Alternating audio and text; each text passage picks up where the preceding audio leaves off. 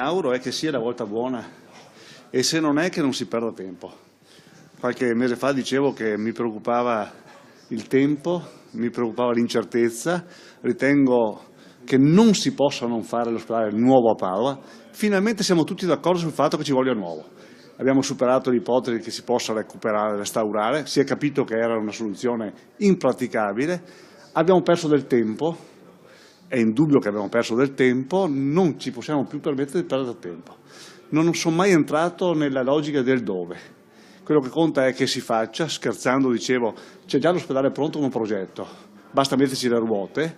A me mi preme che qualcuno fermi questo carosello, che si fermi questo ospedale con le ruote e che si faccia, altrimenti rischiamo di perdere energia, tempo e soprattutto nel tempo perdiamo anche risorse. Padova, per il Veneto e per l'Italia, non può perdere la sua centralità nella sanità. La nostra università non si può permettere che si giochi sulla pelle della ricerca e della qualità della sanità dei nostri concittadini. Allora, ore, giorni, non più settimane per decidere e credo che il sindaco di Padova e il presidente della Regione Veneto debbano assolutamente porre fine a questa querela. Lei è anche ingegnere di qualità, per cui quanto i tecnici secondo